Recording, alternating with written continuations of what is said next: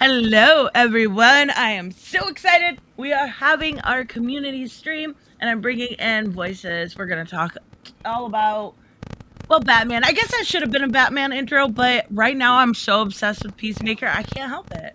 Like, I absolutely love it, but no spoilers because I got spoiled on the final episode, and I'm still never going to forgive people. So let's actually get to the subject. Let's introduce everyone instead of me going off about Peacemaker. First off, Kenneth Dowling, how are ya? I am doing wonderful. It's great to be back on the show. Right, MVP. Yeah, you're right. But right direction. Right. It's great to be back on your channel, Nerd. I hope you've been very well. It's great to see everyone. And I have not seen Peacemaker yet. I have seen the Suicide Squad, and it's pretty good. It wasn't bad. I don't think. Some cuts here and there, some scenes they could have cut out, but for the most part, I thought it was an entertaining film. So I want to get into Peacemaker when I have the time. You have to. You have homework now, just so you know. I got homework. Max. I, right. Max's channel, you guys, Max and Comics and well, all right. Max and Comics and Finance channel are in the description, so you guys can check them. I think something's going on, Carrie. Are you okay?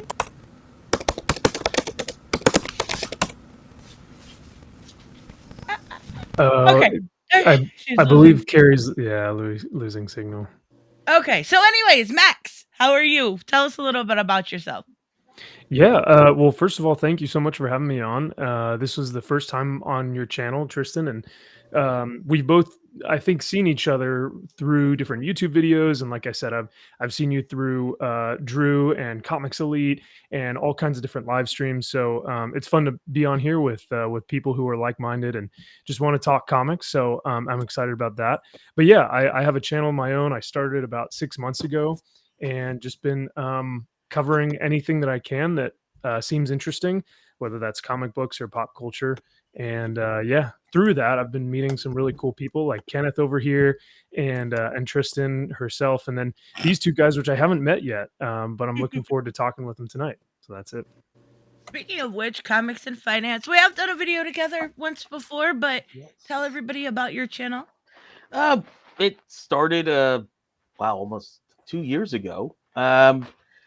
It went through several different names, and it's really just me looking at comics from a more financial point of view, like what's going on with the money, to see why it is that I just sort of fell out of a lot of the stuff besides a couple Bat books.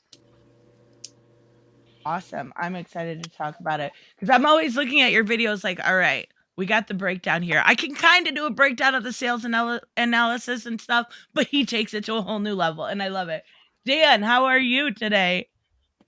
I'm doing well. So, all right, for the stream and those people who don't know me, my name's Dan. I'm the host of my YouTube channel, Danotaz Media. I'm fairly new to YouTube, so I don't have that many videos, but I have previously done a stream with Tristan before. It was in I believe was it Diversity in Comics? Wait.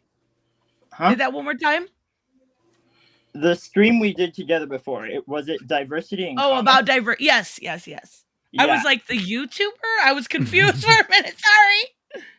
Sorry. No problem. Yeah.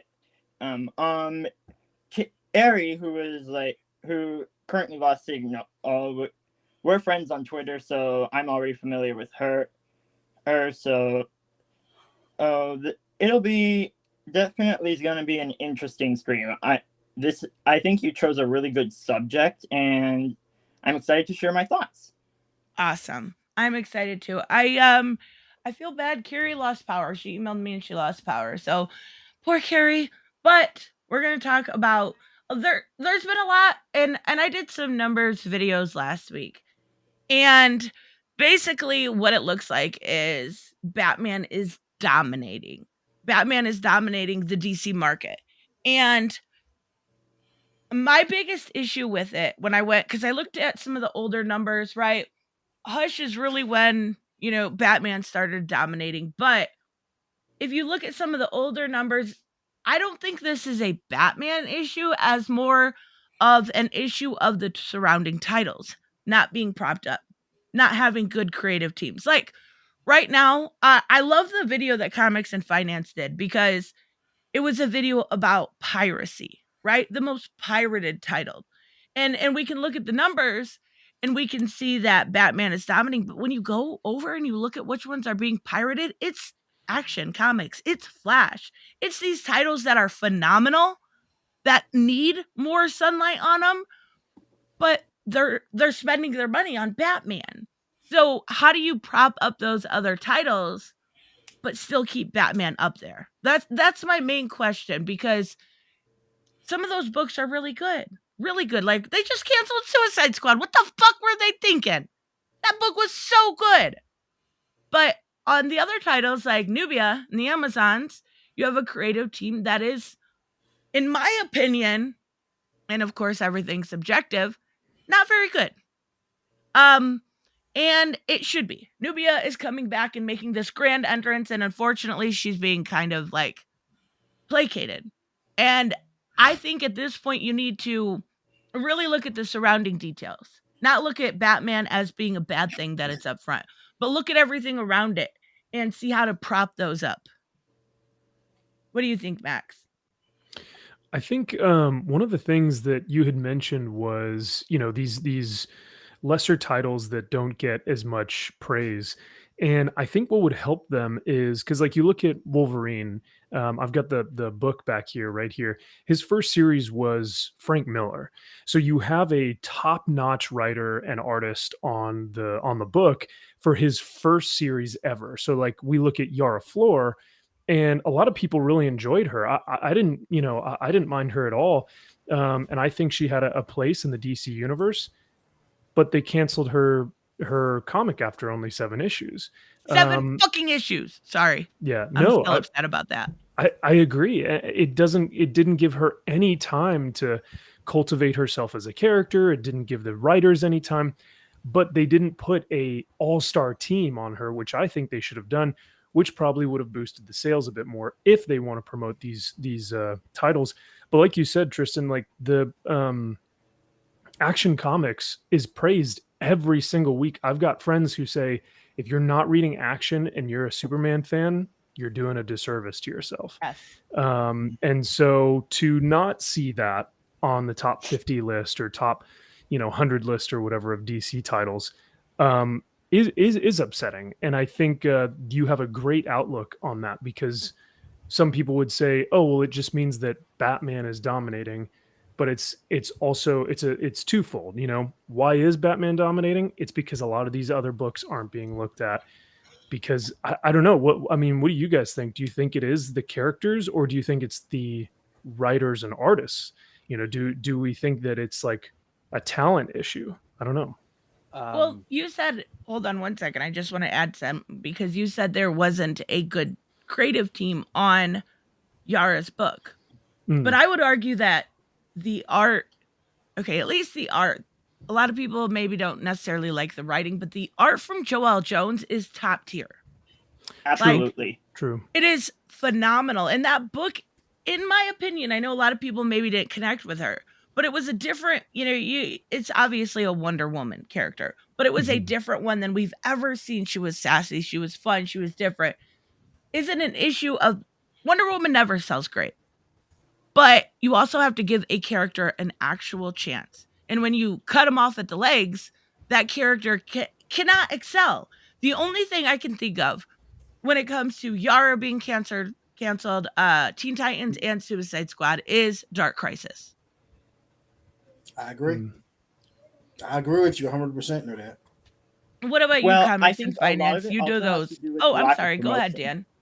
Oh, I'm sorry, but I was just saying, I think a lot of it also has to do with a lack of promotion, because like after Wonder Girl #1, like I barely saw any sort of promotion for Yara Flor and her comic. Like it was like non-existent. Compare that to like the promotion you see for Detective Comics or like the regular Batman and title. It's like it really is like just a almost non-existent.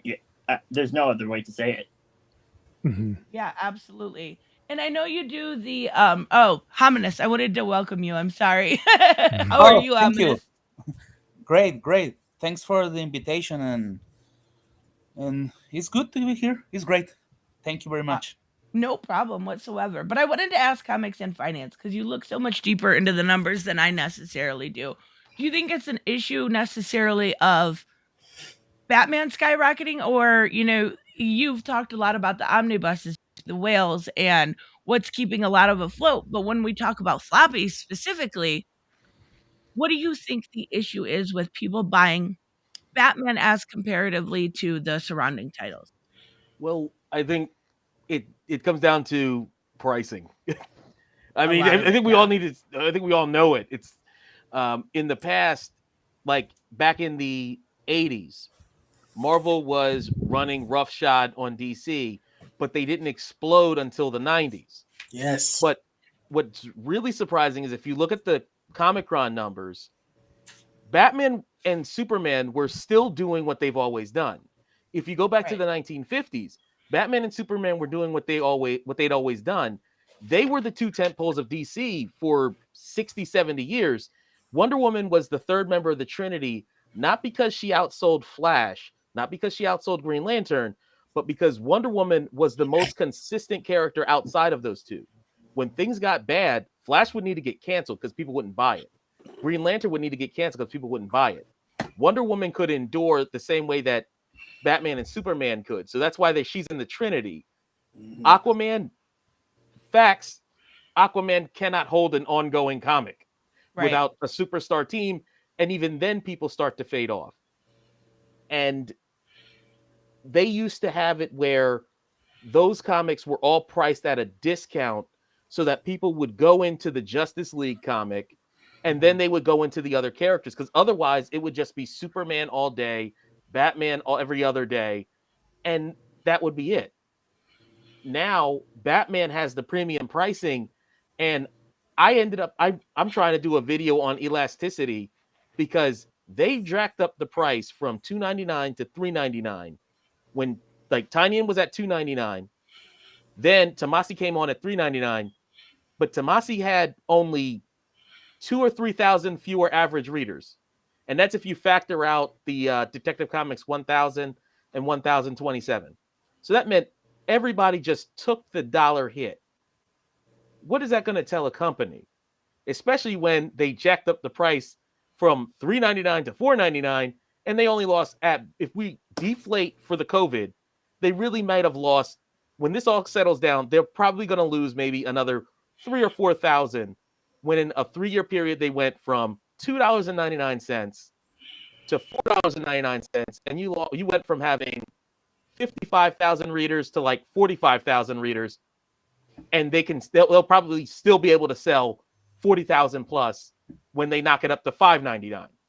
Does anyone disagree with that? Probably not. And the sad thing about it is a lot of us will still buy them. I mean, there's some stuff I trade weight for, but it's very rare. Like most of the time, I want to read my stuff weekly, and I know there's a lot of people that do want to read it weekly and get the updates. When it comes to um the stuff with like your you talked about the piracy issue, right? Why do you think specifically, even when it comes to Flash and these titles that are doing really good, why do you think those people go to Batman to buy it instead of buying those issues?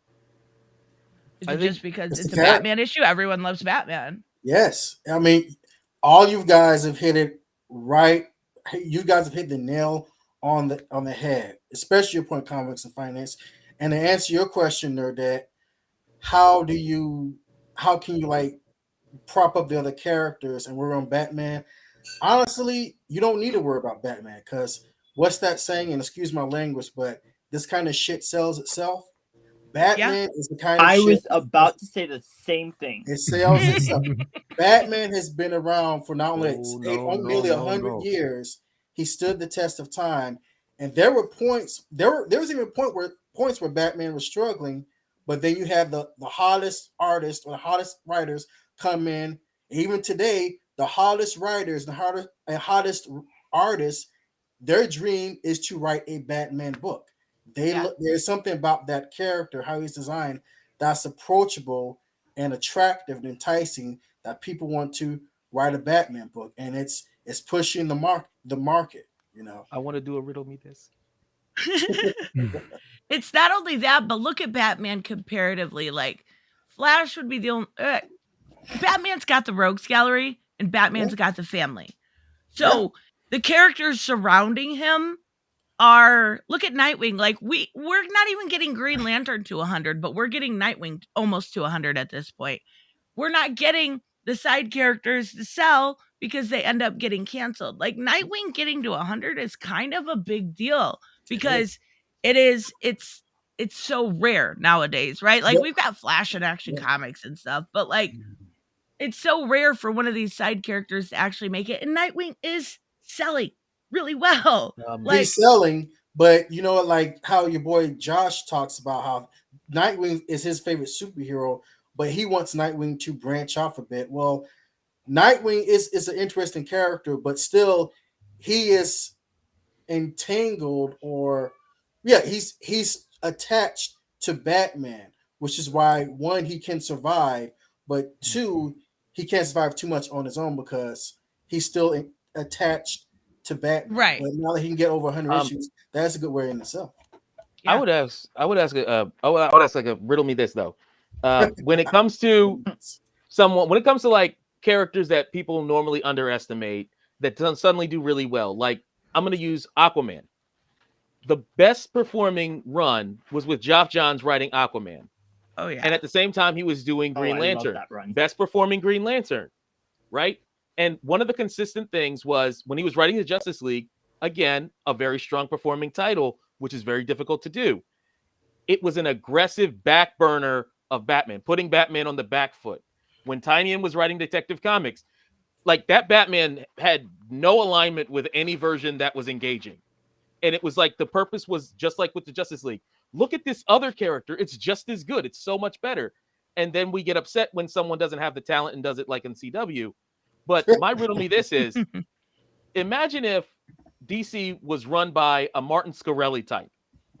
Saw someone like Geoff Johns turning Green Lantern from a title that sold like 35,000 to a title that sold 80,000 and said, "Oh, I should put you on a Batman book full time." What do you think would happen with that Batman book with pre-crazy Ethan Van Sciver doing the art for 4 or 5 years? What would those numbers be? Please, more or less than Green Lantern? Well, I don't know those artists, so I do apologize. But what your point about Geoff Johns, he's one of the greatest comic book writers of all time, and he carries with him an audience that if he's writing anything, they're going to follow him. Like whether he's writing Superman or a what's the word, like a lesser known character, Or he's is going to write Geiger the even? Oh, Geiger, yeah, he's going to write the shit out of that character, Yeah. and that book is going to sell because he has a built-in audience due to his talent and what he is, and he can go there and he can go off and be a producer in big budget movies and carry his knowledge with him. He has a cachet that he can take with him. So, but now your point about of running DC Comics, you brought up a point in the '80s, Comics and Finance. In the '80s, Jim Shooter was running Marvel, and that's how Marvel was the giant in the '80s. It was, for me, I love the decade of the '80s when it comes to comics. My opinion, the '80s was the best decade of all time. My favorite decade, you know. But yeah, it's it's basically what it is, you know. It's who's writing the books, what talent you gotta take time to build up those other characters, build them up. But then again, the best people, whether it's Scott Snyder, you know, Tomasi, or even the Tom King, before I actually read his stuff, Tom King's the hottest writer. What do you want to do? He wanted to write Batman. You know, they all want to write this character, man. My question was obviously a little more pointed. It was like, Okay. if Geoff Johns spent 2 or 3 years writing an ongoing Batman book, would that perform as well or better than any of the other heroes he's done? Oof, that's a hard question. You know what? It would. Probably. I'm gonna say probably. I mean, he did one Well, Batman story, 3 Jokers, out of continuity, Black Label. It's still selling like hotcakes online. Mhm. That's crazy because it wasn't that good. If it has constant, Yeah. I didn't like the Bet ending, but 600,000 for the first issue, like 200,000 for the second, 200,000 for the third, Wow. and then the trade just sold is still selling stupid numbers. well, I, according to the numbers, yes, it will be doing great. Yeah, that's my thing. I'm like, you put a Yeah. writer on a Bat book, it's like you can just guarantee you'll sell more. That's it's one of the reasons I think John's deliberately avoided writing a Bat character in an ongoing, because like you put your best guy on that, and it's going to just dominate. It's going to suck all the air out of the room. He did the Earth One books too. Those were phenomenal. Oh Those, yeah, so I he love has Earth written One. like they were very like very different, very early, but those books were still sell like crazy, right? Those are people waited so long for volume 3 and it's amazing, but I'm not gonna lie, I'm not shocked that 3 Jokers was selling well, but it was kind of that one for me was like, okay, we've been waiting for this, we've been waiting for this, we've been waiting for this, and oh, this is cool, nice. Like it yeah, was kind of like a little bit of a letdown because the hype was so big with it, but with it still selling well. If he was on Batman, it would be selling like hotcakes. yes, There are certain people. Jeff Johns is one of them. Jeff Lemire, Ram V. I don't care what they're on at this point. I read them. Like I've gotten to a point where I follow creators. I still always buy DC, but I follow creators when they have their indies. If anything Jeff Johns is writing, there's a huge group of us that would absolutely buy it. So yeah, if he was writing Batman, it would sell like crazy. You know what? If he was writing Yara Floor, it would have sold like crazy. yes. It wouldn't have For mattered sure. what the title was. And I think that's what, like, from what I'm hearing you guys say right now, and I think the question, or what we're saying right now, is that whether you have an all-star team on Batman or not, whether it's a Batman single title or it's a Batman family title, it's most likely going to sell. Because I know Legion of Comics is in the chat. He had said earlier that Batman is Batman. He is one of the most well-known and popular characters, even for people who never read a comic book in their life. They just know who Batman is. So Batman titles will always sell. And Comics and Finance, to have Jeff Johns on there would Yes. just make it go through the roof, even more so. But I think the question that we're asking, and correct me if I'm wrong, but is kind of, is the fact that Batman is selling so well and Bat family titles that are selling so well, is that hurting other books, and is it a bad thing for DC that Batman is selling so well and continues to sell so well? I think, and to answer that question, I think the only thing I would say is that with so many Bat titles, I think people are now having to choose whether they Right. want all Bat titles, or if they want maybe the Batman solo, detective, and then they can do their action comics and their Wonder Woman and their Flash. Because comics, like you were saying earlier, they've gone from $2.99 to $3.99 to now $4.99. Yeah. And then if you get a variant, we're talking $6.90, with the card stock. So you're putting more money into all your Batman titles, which is totally fine. But then based off of your income, you then might have to sacrifice the other titles. And that's what I think is worrying DC, is that, and worrying comic fans, is that they want to collect everything. But Right. because they're mainly Batman fans, Yeah. it's tough to kind of balance everything. So you guys can absolutely smash me to pieces if you disagree or whatnot. But for me, It's that's kind of true. where I think. No, it's true. It's true. Like in today's video, Tristan, how many titles, and how many titles was Batman in? Probably at least 40%. At Mhm. least. Wow. At least. From Eh, To the main answer, solicitations. yeah, to to comics, solicitations, yeah. yeah, I was like, what, 10 titles and 8, 9 titles, and everyone else, Superman, Flash, Wonder Woman, was 2 or 2 titles, not much. Yeah. Absolutely. So- Let me get this membership Okay, message real quick, guys. It doesn't show up, so I can't put it on the screen. I don't know why it does that. Thank you, Robert. Batman and Spider-Man are the big two's golden cow Yep. characters. Yes. They are the ones that sell Yes. no matter who it is. Yes. If they drop, creators are removed. Yep. Like we Marvel- saw what's happening. yeah, Marvel Batman does represents DC and Marvel, Yeah. and Spider-Man Marvel. Is that easy? I mean, yeah, Batman sells like crazy, and so does Spider-Man. I think Marvel what needs does to the be same done. thing. Sorry. Go ahead, Kenneth. I'm sorry. No, I don't mean to talk over you guys. My apologies. But this thing with Batman is nothing new because Marvel does the same thing with Spider-Man.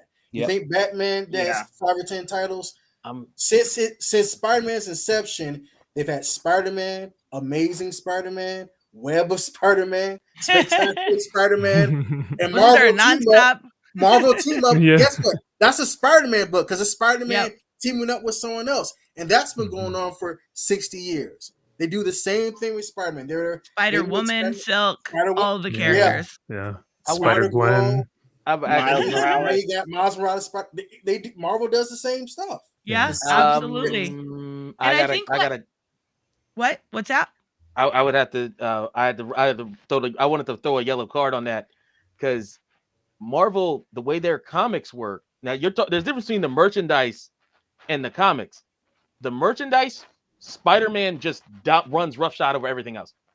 In terms of merchandise for DC, overall, in terms of merchandise, it's a weird thing. It's like Batman, Superman, and I think it's either Wonder Woman or Flash. It's weird like that.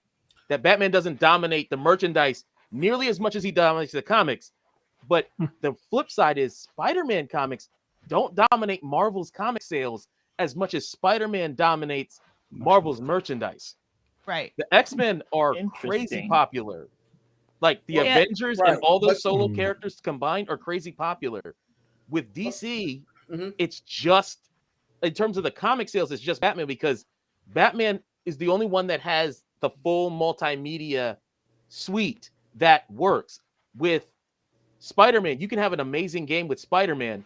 With Batman, you can have an amazing game with Batman. You can have amazing TV shows with Batman where it doesn't feel like Batman's been nerfed into the ground, with the animated series. With Superman, people were saying Superman has to be nerfed into the ground to be interesting in a long-term way because you get one legit Superman story that is your Superman. Because Superman, unlike Batman, is someone All-star. who's trying to do right. Batman is trying to do the right thing as a bounded human person who has flaws. Superman is supposed to represent basically the perfect idea of a hero. So when you get your story, that's your perfect idea of a hero because Superman is supposed to be that perfect hero. Well, once you get that story, nothing else is going to match it. Yeah. And if Superman is the aspirational superhero, almost doesn't cut it. With Yes, you're Batman is absolutely just right. trying. That's a good point. Yeah, if Batman is just trying, sure, he might get it wrong here and there, but overall, he's still doing the right thing. But But with that's the Superman, thing. it's like All-Star Superman, that's the one. Superman That's the Four thing. Seasons, that's the Oh, one. sorry. It's That's hard to the do an thing. ongoing. Oh, I apologize. Go ahead, That's Dominus. the thing with Batman. People relate to Batman because And Superman sucks compared to Batman. Let's be real here. yeah. Whoa, that's a bold Superman's the statement. boy No, As a guy who reads so many Batman Wow. comics, I'm actually going to Whatever. You know, again. I'm that's like, the people that No. sorry. That's the thing with Batman. People relate to him because he has flaws. He's human. Mm-hmm. He will And he's make grounded. yes. He's grounded. He will make so good is things Spider-Man, and too. he will do mistakes, and that's humanity. Right. Yes. But you're So also when it able comes to see. to Superman, it's like yeah, he always will come on top. He will always succeed. People Yeah, that will always listen to Superman, and that's the whole. And with Batman, it's a whole different thing. Right. He's a vigilante.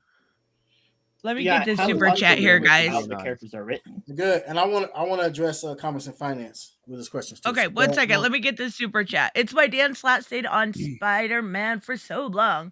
It took until people finally dropped off significantly for them to roll him off. I will say, to Dan Slat's credit, he was, I don't know necessarily as much about his Spider-Man stuff, but his Arkham, what was it, Living Hell? Oh my god, so good. But he's a I don't crazy know person. about that, but No, don't know about he did a story. I think I reviewed it around Halloween time because it was a horror story. It's like Arkham. No, I forget what Living Hell, I think is what it's called. Oh my god, so good. But yes, he's insane. But yeah, I totally get it, Robert. Thank you very much. Go ahead. You wanted to address But no, comics with and finance. comics and finance, because I don't know, you felt I didn't answer one of your questions. With Jeff Johns, you put Jeff Johns in a Batman book. Will it sell consistently? Yes. One, because it's Batman. Two, because it's Jeff Johns. He has a cachet with him. And if he write it like consistently over a long one, let's say a year or two one, that shit will sell high. It'll be top quality because he's going to bring it to it. And with the Spider-Man, but Spider-Man more than any other Marvel character has multiple titles. He's the only one who can carry multiple titles. You may have 2 or 3 X-Men titles, maybe 2 Avengers titles, but any other single character in Marvel, they're going to have just one title. You don't have multiple Daredevil titles or multiple Wolverines or multiple I mean, they Captain America. kind of do. They have Woman Without Fear now and Devil's Reign. But all Did the that's once only upon a two. time have Wolverine and Savage Wolverine, but you're right, they did drop off pretty hard after No. they weren't able to keep the talent on there. right. So here's the issue at hand. We all know that Batman sells. We all know that they're going to capitalize on it, obviously. Any company would. That's what they're there for, to make money. How do you prop up the other characters besides, marketing and stuff like that? My thing is some of the creative teams on the other characters, whether it is Wonder Woman, which I've enjoyed, it's okay. A lot of the books are just okay. And that's the problem. You need to make these books so good that they start getting word of mouth, right? Like, for example, Walking Dead, when it was first introduced, sold for shit. It didn't sell. Word of mouth got that book out there. Same with Saga. That's what they need for Right. these. Like, I feel like Action Comics may do that and maybe Flash. But even when it comes to Aquaman the Becoming or Black Manta, nobody's out there going, these are great books. You should check this out. You should check this out. This book was so good, I had to review it right away. Nobody's doing that because they're just okay. And that's the biggest issue DC has. Creative I teams. agree. I'm sorry.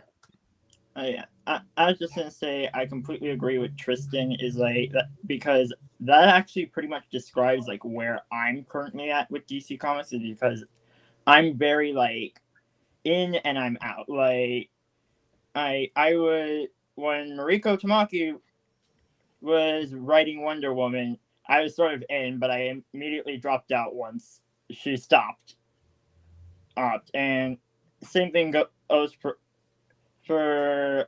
some of the other comics, like in Titans, is like that, like when they're not really good, it seems like no one really buys them, and that's why I feel like you sort of need to do like sort of like The Walking Dead is like promotion is really important. Like maybe they shouldn't have canceled the Yara Floor TV series if it was going to be good.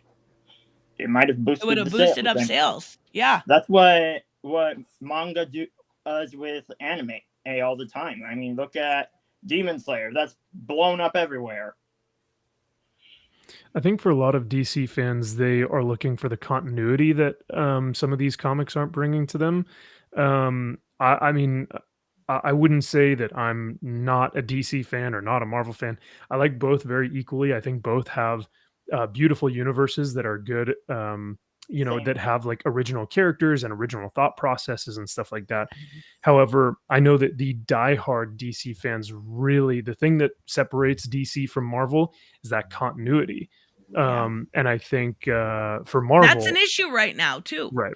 And that's the thing. And I think Tristan, like you were saying, how do we get these other books to be propped up? I think sadly enough, there may be continuity that has to be brought back, because if there's a through line through every single book, not just Fear State or not just Death of the Justice League that we're about to get or whatnot, if there's a through line through every single book and there is continuity, then then people will be wondering, what's Superman doing during this event or during this era of the books, as opposed to like, no one cares about what Superman's doing right now up on Warworld because it's not tied into the through line of Fear State or Death of the Justice League or whatever is going on. So I think continuity would help. And then I think also, unfortunately, and this is just my opinion, I think there would have to be maybe a pullback on some of the Batman titles.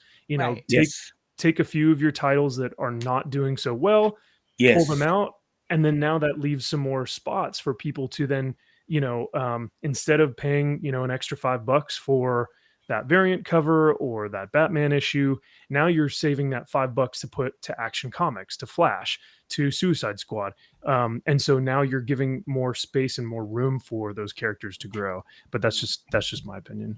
That sounds like the transference hypothesis, that if you put the, it's like back at, remember, have good feelings about how Batman and Stephanie Brown and basically everyone in the Bat family behaved during War Games?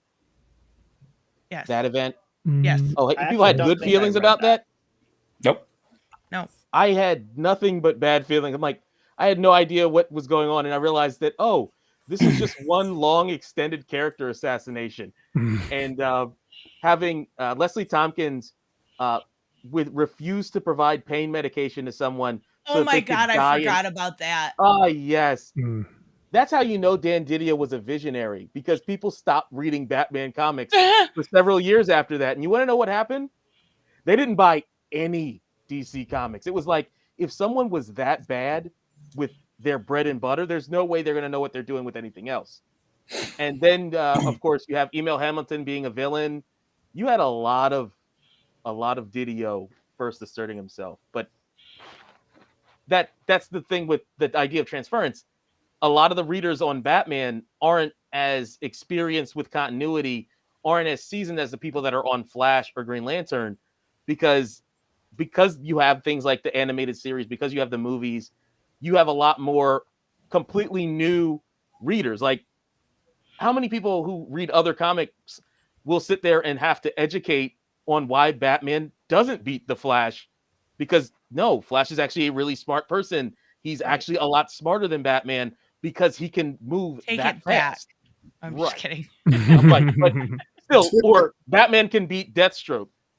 I'm like, I love Batman. But I'm like, as someone who read up on Deathstroke, I'm like, no, most of the time Deathstroke's going to take it because he's a superhuman version of Batman that does not hold back. He basically has the equivalent of adamantium, or basically the equivalent of vibranium on him, so that he can take hits from people like Superman. Like, that's because Deathstroke doesn't play around like that, where it's like, oh, I'm not going to have something so that people can still hit me. No, he's got superpowers that even if he got hit, it still wouldn't drop him. And then he's going to put on the equivalent of vibranium over his entire body, not just a shield. Why? Because that's how a mercenary would work. So I'm like, once you explain that to a Batman movie, they're like, oh, Batman really isn't going to beat somebody like that. He's like he's got this full body armor. He's got the vibranium sword, which is basically adamantium. It's like, he's like Wolverine and Captain America, but with no morals. And he's got Batman genius level intellect because of his enhancement. Like, oh, there's no way he's taking this guy out. But so many newbie readers. Well, to back up Deathstroke, I'm sorry. But no, I just wanted to back up your point. Deathstroke uses 99% of his brain capacity that normal humans don't have access to. So not only is he stronger and faster than Batman, he could be smarter as well. But also with Deathstroke, it also depends on who's writing these characters. Because some people, I've seen some books where Deathstroke can beat Batman easily, and another book where they're like evenly matched. Like you mentioned the Arkham games, Arkham Origins. Well, they had Deathstroke part of an experiment, but physically him and Batman were evenly matched. So that fight was so good too. It's fight, but it's like if it's so good. No, it's great. It is. Those Arkham games are great, but if you're writing these books, there has to be some sort of consistency. You know, like when Batman Danny, can beat anyone with prep time. Let's be real here. right? Exactly. That's The always problem is the way to Deathstroke's a go. dude who's a master of prep too. That's what made Deathstroke such an interesting. He was supposed to be like he was the first real attempt at a full evil Batman that really clicked. Right. That it was like every single point, Wolfman and Perez were like, this is what makes him more formidable, and this is also what makes him evil. Like people That's talk part of about what Batman made and Judith Robin. Contract such a good run in Teen Right. Titans. Well, let's not forget Except for the the Bat. Terra You know how stuff. how people have the subtext for Batman and Robin and all that messed up. You know how they make that inference, right? How inappropriate that is. Well, try Deathstroke and Terra. That wasn't subtext. That was text. Yeah. Ugh. Deathstroke So- is a Teen Titans villain, right? When exactly did he graduate to a Batman villain?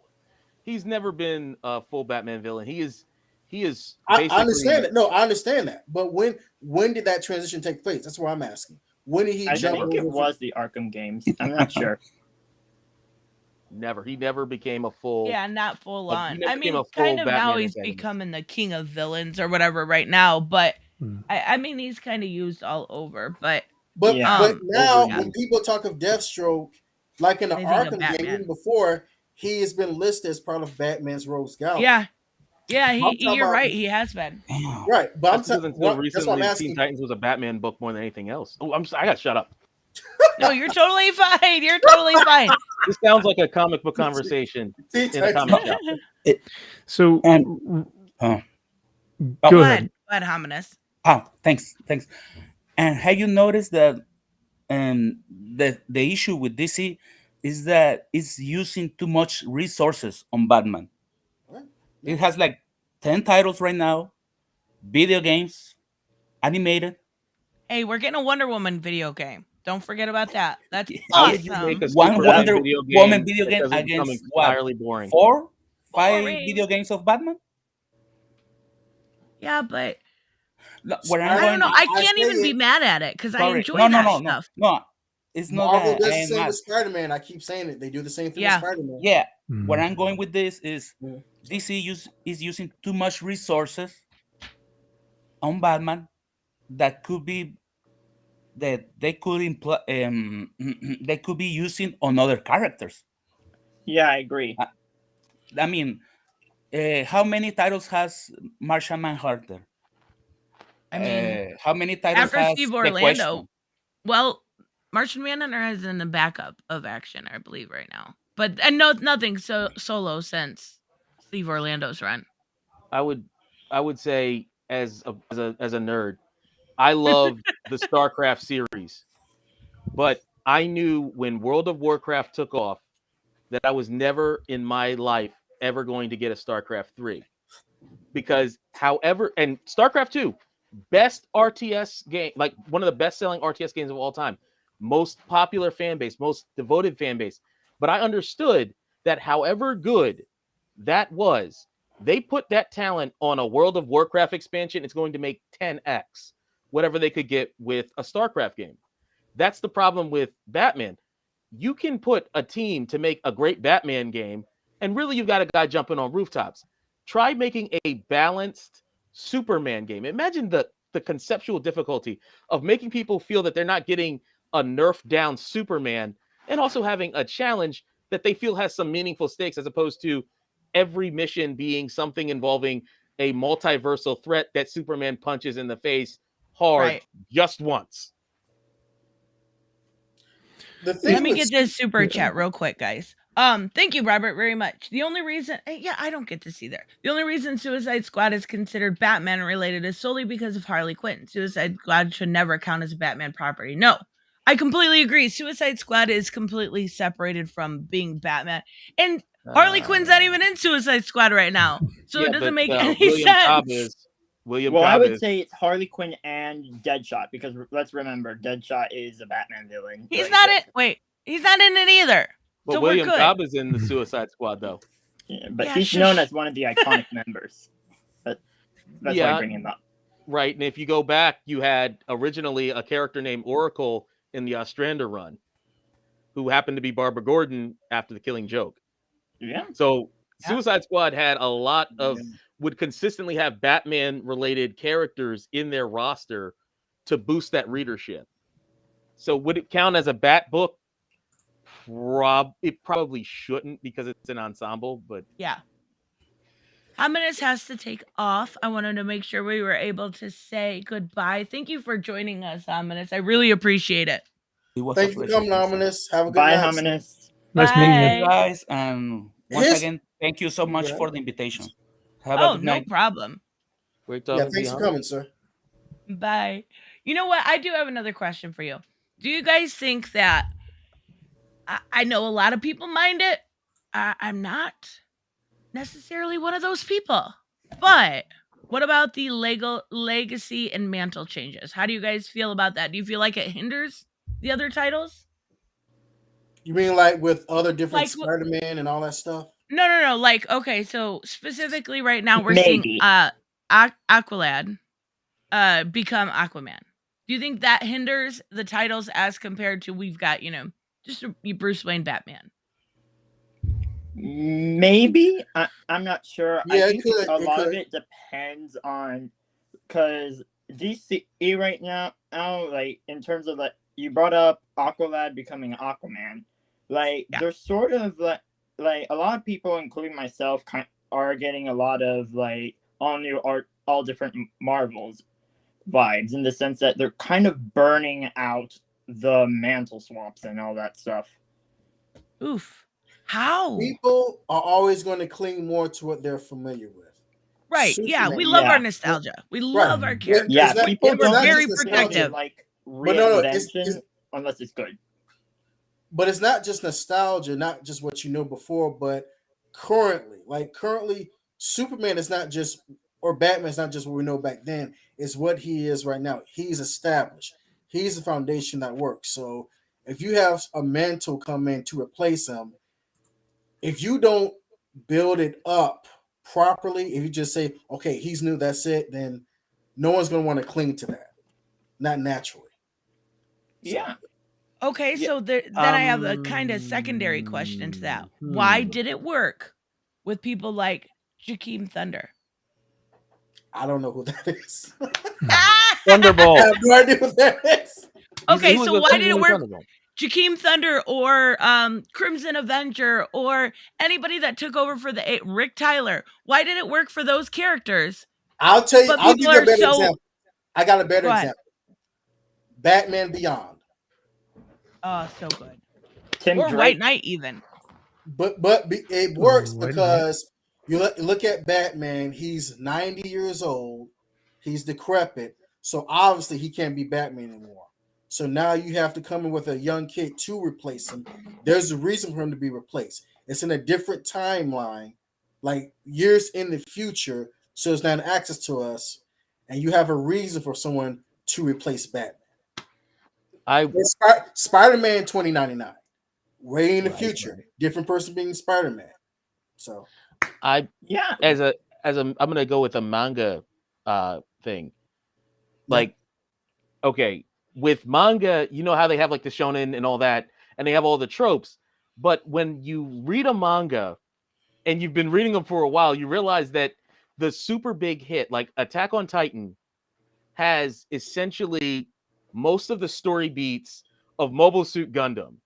Right? Boy finds robot, goes in the giant robot. He's the only one who can really just handle business in ways that almost no one else can with a handful of other people. That was Mobile Suit Gundam. And then you realize that I think probably around the point when Amuro kills Lala Soon that, dude, this guy is seriously messed up because he killed this woman that he said he loved, that he felt like he loved, and he didn't stop the attack. He kept trying to kill Char during that fight. Like, because he was like, yo, what's the point of me accidentally killing the love of my life if the guy I was actually trying to kill gets away? So let me finish it up. So that this is going to connect. Then you get Attack on Titan, and essentially at first you think, oh, this is, Eren might seem a little bit intense, but ultimately he's going to turn it around and become a decent person. No, he kills 80% of the planet because at the end of the day, he wasn't able to stop being in war mode. Everybody else, like, Levi and all those crew, when they got to the basement, they basically were like, we won, we finished it. They got rid of all the Titans. They're done. Then even Armin and Mikasa, they were still like, yeah, we still got to do what we got to do. They get to the beach and they see the ocean. Armin is like, oh man, I'm done. But out of all of them, the one who was like, Aaron was he was in war mode. That was it. He's like, oh, there are other people on the other end of this. They're the ones who did this. We got to get them next. And that's how he turned into a semi-villain. The reason I mention that is you have this archetype, like Batman is an archetype. You have Lord of the Rings is an archetype, right? Everyone loved Lord of the Rings, but then you get Game of Thrones, and at first people were like, oh, this is so different. I'm like, no, because one of your big through lines was having the corrupt king, your mad king in Lord of the Rings. And then, of course, you have your perfect king and everything is happily ever after forever and ever. No, Game of Thrones is like, that's not how it goes.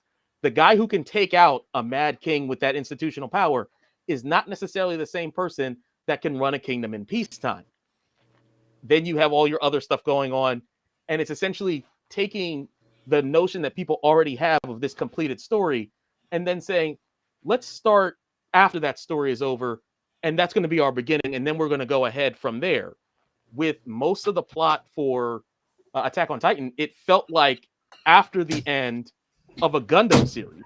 And I'm like, oh man, this is why manga works, is so many times when you look at this great hit after this next one, like Claymore, I love Claymore, but then I'm like, oh, this is essentially taking place like a splinter off of from the Golden Age arc, where instead of Griffith becoming evil, he becomes a better person. I'm like, oh, I get it now. Like, this is why manga is doing so well. It's like these different stories are taking these archetypes and then they're progressing that archetype in a different way. Because I love Claymore, and then I heard about Tokyo Ghoul. Tokyo Ghoul takes this idea of the tragic half-breed and is like, look, didn't ask for it, but it's going to be what it is. So if you know about what ghouls have to eat, it's like, look, he didn't ask for it, but look, he's not going to sit there hating himself all day. But that's... I love Tokyo Ghoul. Kaneki's my favorite. My favorite when it comes to manga. But yeah, I've actually never read Tokyo Ghoul. It's my favorite. I couldn't actually read Attack on Titan. I have it, but I was just like, oh, that art. Ooh. It's something else. I can't get into manga like I can comics. Even when it comes to like, what was it? Gotham, Future State Gotham. I stayed on for a couple issues, but yeah, it was like, nah.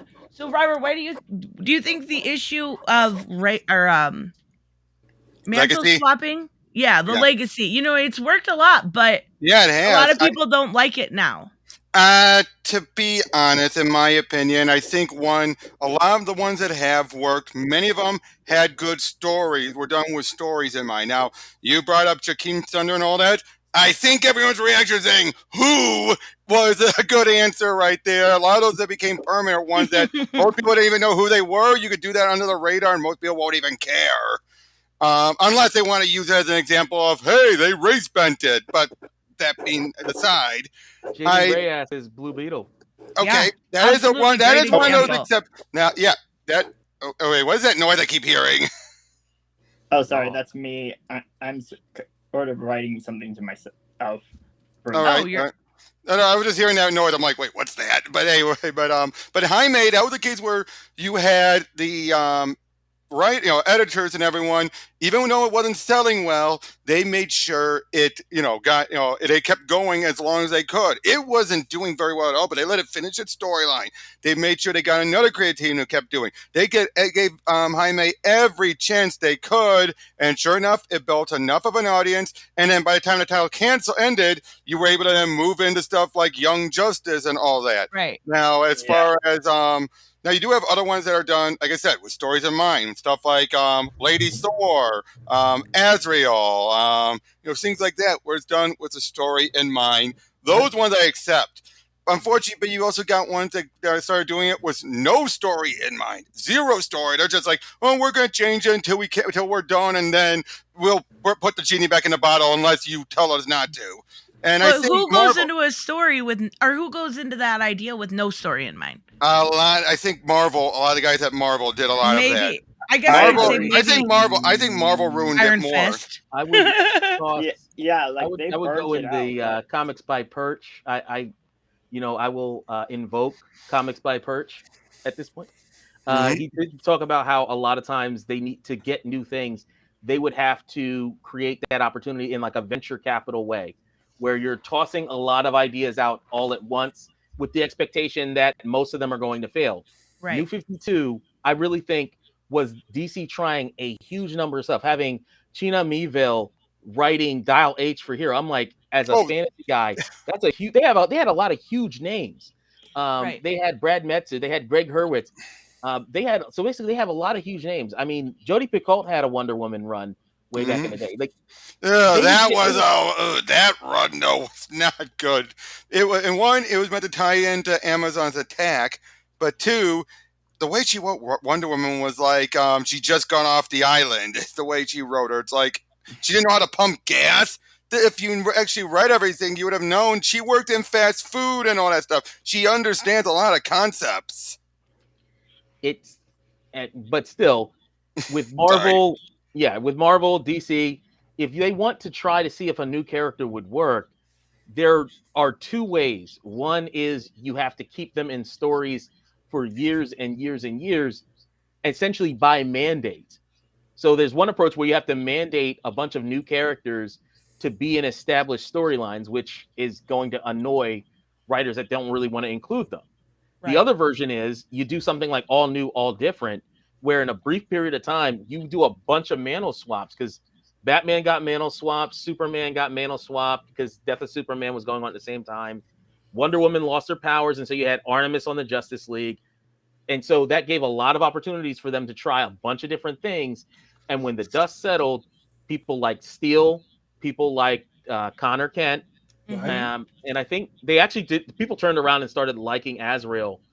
So you I had love several Azrael. characters that took off. They never became like super big, but the fact that they True. were viable in ways that Aquaman, even under Peter David, couldn't be viable, said a lot. And also, Mhm. it gave them the motivation with how people responded to the little bit of time of Nightwing as Batman to take a chance and say, why don't we put Nightwing as an ongoing? Right. And this was Exactly. after they Oh had yeah. Robin. And then Yeah, after that, they said, why don't we try this new, after they did No Man's Land, why don't we try again with Cassandra Cain? And Mm-hmm. then, love well, Cassandra then you Cain. had a problem with Yes. Nightwing, you had Nightwing in an ongoing, you had Cassandra Cain as Batgirl in an ongoing, and you had Robin in an ongoing, and they were all okay. And then in 2002, 2003, they put of all characters Harley Quinn in ongoing, and it was doing about the same level as the other three. Catwoman was also doing it. And like, so this is how it Because she's happened. awesome. Right. This is how Saying. it happened. It was piece by piece by piece by piece by piece.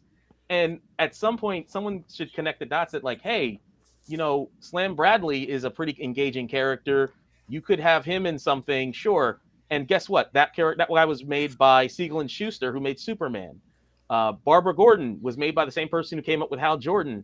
That these old established characters that started off in backups were usually designed by the same people that made iconic characters. That's why they can compete. Is that Right. so many of those stories were shaped by the same greats that did those other great stories. So you True. You know what though? Oh, sorry, Robert. Go ahead. I was just going to say but then you also have other cases where you have something like Peter David's Supergirl. People were still enjoying that going on, but then eventually it got to a point where, and he was ready to reinvigorate and do Blonde Justice, which you would have had Supergirl, pre-crisis Supergirl. You would have had Linda Danvers Supergirl, and you would have had Power Girl all working together. Why they cancel it? Not because of sales, because some people were in favor of it. It's because the Superman creative team decided we're going to get rid of her and bring in our own Supergirl, Seer L, which hardly lasted that long. In the end, was a total waste. Well, which one was Matrix Supergirl? Because that was I know that she wasn't Matrix anymore. She became the Linda Danvers Supergirl. Matrix was taken out of the equation. And then after the Batman Superman arc, where they had to take out that giant asteroid that had the return of Kara Zor-El, Supergirl. Yes. They did that. So, that last arc. That last arc, it was meant to lead into Blonde Justice, but then the Superman creative team decided, oh no, we're gonna bring the Seer L girl, who everyone hated. No one liked Seer L outside of the Superman team. As a person who quit Marvel over how they did Ben Reilly back in '96 when they were 11, there's always someone who's going to like a character, and when they feel they're that they just a got done team. dirty, they're gonna be not happy. Yeah, they got rid of Linda just for the Seer L girl. And again, she didn't last long. She ended up amounting to nothing. The only time she was ever good was when she appeared during the attack on the White House during Superman Batman. That was the only time she ever worked. And yeah, though they got rid of Linda and Blonde Justice, and Peter David was willing to bring back Power Girl being from Earth 2. He was willing to do it before Jeff Johns did it. Again. Let me ask you guys this, because I've been seeing this in the chat, and it was also brought up on a stream that I did with I don't know if you guys listen to Reggie Collects at all. I watched your stream. I thought that was so good. That's what made me think to invite you, actually. Oh, perfect. Okay. Well, thank you so much. Yeah, the stream was amazing. Reggie's a great guy, and does a lot for the comic book collecting community, and has some great takes. So, but one of the questions that he had asked me was, how do you feel about Falcon taking the mantle as Cap, as opposed to Bucky taking the mantle as Cap? And I know that that's been kind of flying around in the comment section or in the chat tonight. And my answer actually got a lot of backlash. I basically just said that with Bucky, and the Ed Brubaker run had taken so much time, and I think this is what you guys are saying as well, with Bucky, because they brought him back to life, and then they made him the Winter Soldier, and then he had to establish himself as the Winter Soldier, and then he had to establish himself as Cap. So it was this gradual, it was a long-term story that over time allowed him to take up the mantle and the shield, which was kind of a progression as like Cap's sidekick, like a Robin and Batman type of thing. Whereas Falcon, for me at least, when I was reading the Cap series, I don't remember any semblance of storyline. It was just kind of Captain America issue number 1, Falcon. And I didn't really know where this had come from. So what do you guys think about that swap? Does that seem like it was a little premature?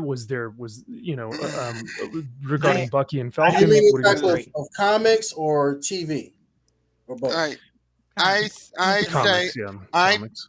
I personally say when Brubaker did it, again, it was part of Bucky's character. You needed this. It was needed for Bucky to develop him more because of what Brubaker, the whole point of everything with Brubaker's Cap run was to establish Bucky as why they shouldn't just kill him off again once he leaves. It was to make him, develop him as a character, set him up as one thing, and then move him into something else by the time he was done with him.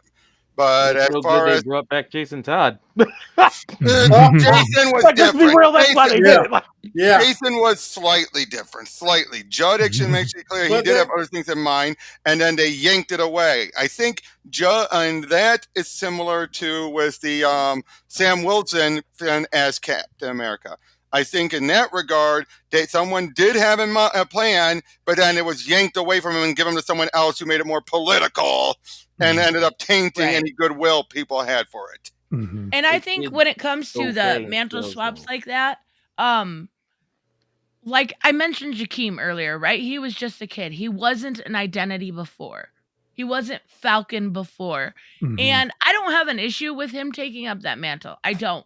But my thing is what happens is his identity as Falcon was already cemented for so long. That's how we know him. There's nothing wrong with the Falcon identity either. But when you have different versions, like, Rick taking over for his dad, Rex, he was just a person. He wasn't anybody before. He wasn't our man before. So we're seeing these mantle swaps that take away in a way part of their identity in order to prop them up when they don't necessarily need propping up because they're already great characters to begin with. Now in the shows that we're seeing, because people actually age in real life, like you can't have the same person. I like that version of Falcon as Captain America. I thought it was great the way they did Winter Soldier and Falcon. That transition to Captain America over what they did in the comics. 100% agree. 100% agree. I don't even I feel remember. I'm sorry. Oh no, I was just gonna say I don't even remember them doing any type of gradual thing with Falcon becoming They Cap, and really didn't. Like, and like you said, Tristan, I think you know, when you have someone who has a lot of agency, you know, like with Falcon, and you've got kids who are reading Falcon titles, you know, back in the 80s and 90s or whatnot, if they're reading that and they see agency in Falcon himself, they want to read more Falcon. They want to be more like Falcon. Exactly. It would be like if Wolverine put on a Silver Surfer suit. I would be like, that wait, so now he's like the, you know, now he's It the feels sentinel of wrong. the Yeah. spaceways. Yeah, no, Wolverine is Wolverine. He already has established himself, like you said, and he has agency himself. He doesn't need another mantle in order to give him more agency. And I think Right. that's what they were trying to do. So sorry, go ahead, Kenneth. I think you were about to say something. Yeah. No, I would say since they've both Falcon and Bucky have had an opportunity to step into the mantle, so to speak, of Captain America, they Mhm. should have at least have an equal opportunity to do that. If they've done it in the comics, they should do it on the TV shows. But they've each had the opportunity. They've been Captain America. Then they should go back to who they were and saying, okay, I understand this is a heavy responsibility. I'm not ready to do it. Mantles. I mean, a character should be a character. You know, that's fine. I don't think Right. every character should have its own mantle. I don't want a Spider-Man mantle or a Batman mantle or even a Captain America. Oh mantle. boy. Yeah. Yeah, and I disagree to a Miller I Miller number disagree. one should be on Tell here me. because Now, let's I say every character. I'm not saying every single character shouldn't have it, but okay. now, you for wanna talk about instance, some it mental works with confusion. Flash and Green Lantern. There've been It works multiple with Flashes. There've been with T'Challa Green too, Lanterns. because he's a it works key. with Robin. Yeah. Robin, yeah. Batgirl. Wow. Let's talk about some mental confusion there because yeah, And for the record, Cassandra Cain, my favorite Batgirl. That's just all I'm saying. Barbara Gordon. Mm. I'm All actually day. gonna have to disagree. Mine's a Stephanie Brown. Ooh. That- And this Stephanie- is where I they- like all of them. I like all of them. correct. Wait, Stephanie And- Brown was Batgirl? Yes, for Oh, 2 yeah. years. Yeah, right Ryan before Miller Flashpoint. It was Robin too. It's her. Oh, yeah, run right was before they over killed the her. wall, if I remember And correctly. then I'm not it a was DC Sabotage. person. I'm Marvel. Sorry. I love All right. Batman. That's it. But yeah, What Yeah. about when it? Wait, Go ahead. Stephanie's run of Batgirl actually reminds me a lot of like what they did with Hawkeye in the Disney Plus show, because like in her run you actually saw Barbara kind of mentoring Stephanie on how to Right. be Batgirl. And it like the whole comic actually heavily involved those two, and again that kind of comes back to like my perspective on like mantle swapping is that people aren't against it. They just need a reason, and they also need time, like or like us like one or the other, or like when it comes to something big, it's better to have to gradually do it over an amount of time, like set it up. I think another. Go ahead, Max. Sorry, but just real quick. I think another thing to add to your point, Dan, would also be reverence towards the character that they originally took from. So, like, you know, if you're getting a version of Flash, give reverence towards your main, you know, your Barry Allen, your Wally West. Yes. You know, don't trash Mhm. them in order Don't to demean promote them. this one. Yeah. What about the and- Jaime. Batman Oh, show? I That's agree. really I think that's actually made something Batman perfect when that his suit I've gets a seen woman. recently with Yes. Lord of the Rings. It's like sort Hmm. of like why there's been backlash to the new one is because a lot of the creators kind of trashed the J.R.R. Tolkien's original vision. Right. But Derek like Jaime, Johnson?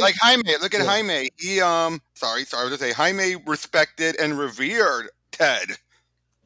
Yeah. Hmm. And look Mhm. at stuff like Future State. I mean, it was Joshua Williamson. I love Joshua Williamson, but Jace Fox fixed Gotham like Batman never could. Shut the fuck Mm. up. Again, Yeah. I Like still, that is so disrespectful. I'm still convinced It that was is. editorial. I'm still convinced that was editorial. or he was given that was what Ridley wanted to do. So he felt like, well, mine's after what Ridley's doing, so I guess I got to reference it. That's what I think. I think that sounds like a Ridley thing. Yeah, it absolutely does. And I'm gonna actually throw a little bit. Go ahead, Kenneth, and then No, I want I to wanna throw a give little a- bit of a bomb in. Derek Johnson, you're absolutely right. I am a Doctor Doom person. That's all I No, You're exactly right. Thank you, no, sir. Dr. Doom is not allowed on this channel because So he doesn't sit with the cool kids. So you hate Reed Richards then, don't you, Kenneth? You hate Richards. He's one of my favorite villains, man. He's one of the greatest villains ever. So Richards. Oh, another point I want to bring up is like sort of like when they are blunt, like when they don't necessarily take their time when it comes to mantle passing. I actually think in some instances that does work. However, only for like the ones that are unknown. Like for example, Young Justice. If you watch the show after reading the comics, you're gonna be you might get a little whiplash because of how different it is. But however, it actually worked in Young Justice case because it wasn't as well known as, let's say, Teen Titans. Mm-hmm. But though to their credit, I'll say that they were honest about the fact that the show was an Elseworlds. Like, it features none of the same roster except for Superboy and completely different themes, etc.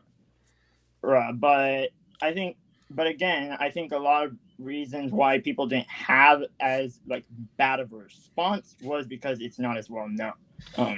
Because of that, they were able to be more blunt with the changes, a bit more big and bold, really quickly, as opposed to a bigger property, which if they had done those changes would probably have received lots of backlash. I've heard a lot of good about Young Justice too. It is very good. I actually have a video planned very soon. It'll be my next video. Oh, that's Teen awesome. Titans, the 2000 series, where they had like half of the roster. They didn't have Kid Flash on there. They didn't have Wonder Girl. It was just Robin, Starfire, Cyborg, and Raven. And Raven, Beast Boy and too. Beast Boy. And Beast Boy. Right. It just had those characters, and they come, and then they had Tara, but she would, granted, let's be honest, they could not do the Judas Contract on a Cartoon Network show airing in like afternoon time slot. So no way. Well, they did an animated movie. Not. Wonder Girl though had an issue at that point though. I think they would have, but unfortunately they had issues with the legality and they actually wanted. I believe they were actually going to do Wonder Girl instead of Cyborg, but due to legal issues that they ran into, they decided to go for Cyborg instead. Yeah, and let's not forget Kid Flash that they didn't put in there. Wally West appeared later. Well, he was the guest star in that show. Oh. Yeah. Oh, good point. Yeah. So. What the? Okay, so weird chat. No, I want to throw a little bit of a rock in here because I know this is a bit divisive. I have, for the most part, been enjoying Son of Kal-El. But I know a lot of people, like this last issue was phenomenal. Bruno Redondo can draw everything. Oh, wait, no, that was Nightwing. Okay, it was Nightwing, but he was in it. But anyways, Bruno Redondo's so talented. When it comes to a character that is so big, Superman's so big, right? How do you feel about a character getting his sidekick, right? It's his son taking over that mantle. I know a lot of people don't like it. I personally don't mind it because we get the Warworld saga out of it. Mm-hmm. What do you think, Dan? Personally, I like Jonathan's character. However, I wouldn't have made him Superman. I would just given him a different mantle. That's just my opinion. Gotcha. The problem is they couldn't de-age him after Bendis. So yes. This is pretty much that was a horrible choice in my opinion. Bendis was a horrible choice. I blame him for what's going on with all the piracy on Action Comics. Bendis drove everyone people to away. Bendis was already pretty hit or miss in Marvel, but when it comes to DC, he's just like plain awful in my opinion. He has some good. Naomi is a good Naomi was lead okay. character. Dave Walker though worked on that though. David True. Walker Brad worked at Walker, I thought. Brad Walker. No, Brad that's the Walker. art. No, Brad Walker's the artist. I think David Walker Okay. is the Jamal, writer. yeah, Jamal Campbell, I think, is doing the art for the new Yeah. one, right? Yep. Yeah, You know, it's interesting you guys bring up Bendis. I've been watching episodes on Amazon of Buffy the Vampire Slayer. The first 3 seasons were great. Him and Joss Whedon, I feel, have similar strengths and similar weaknesses. Forgive me if that's off topic, but he's written comics as well, Whedon. So I feel they have similar strengths and a lot of the same weaknesses with dialogue and overriding and going off on. They just need to tighten their focus, so to speak, and then they can write better material. But I just wanted to bring it out there. I think a lot of the issue with Jonathan not being necessarily as accepted as what they would have originally intended is it was Jonathan, or it was Jace first, and then it was Aqualad, and then it was Jonathan, and people were like, all right, we get it. You're changing the heroes up. You're changing things. And I think people kind of clutch their pearls and go, I want what I know. I want what I love, and I want what I've been reading. And how do you get somebody to open up to something new? I think the nostalgia lives within us, but I also think that we need to figure out a way to get people's eyes open. Yes. Without pushing it down their throats, right? When no, you can't be like, you have to read this, jerk. Like, you just can't. But there's got to be a way to open people up to new ideas and new characters. And it seems like on every level right now, DC isn't performing when it comes to putting the marketing out there, necessarily getting people hyped, getting people excited. And I don't know what do you think they can do to change that?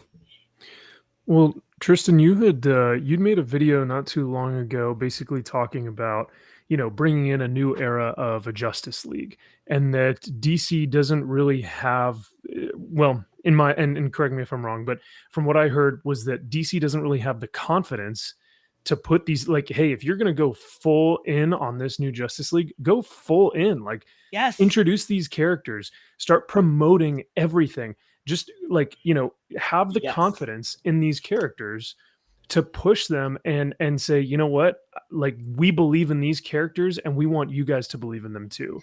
Not, if you don't accept them, you're a bad guy. Just, we want you guys to love these characters as much as we do. That's why we're going to bring them into the world, blah, blah. And I think for so many of these different mantles, I don't think DC has the confidence to promote them enough, because they don't actually believe in what they're saying at times. Right. So I 100% agree. Okay, cool. And I it's unfortunate because I would love to see DC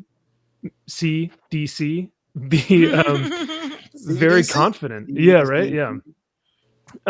Be very confident in these storylines and in these characters, because I think if they really went all in and said, okay, like, here's this new initiative, we really would see, okay, how are sales doing, or how much are people loving these characters, because it is a very nuanced balance between not too much nostalgia but not too much of like new kind of different stuff. You kind of have to toe that line between the two of nostalgia, new changes, and then also allowing people to see their characters, their loved characters that they always know, and give them kind of like somewhat of a comfort in that. So I don't know, like you guys have been saying, it's a fine line to find like where it is that DC needs to sit at, but yeah, I it think sounds they like just a need to have some 5G balls. argument. Yeah. I'm not gonna lie. Didio was trying that same thing, and then he got defenestrated. And I mean, granted, it was sort of like a shame walk how so many people on Comics YouTube celebrated him getting fired. But you can hear my smile. Celebrate someone losing their job. I like to reply to Gabriel's thing here.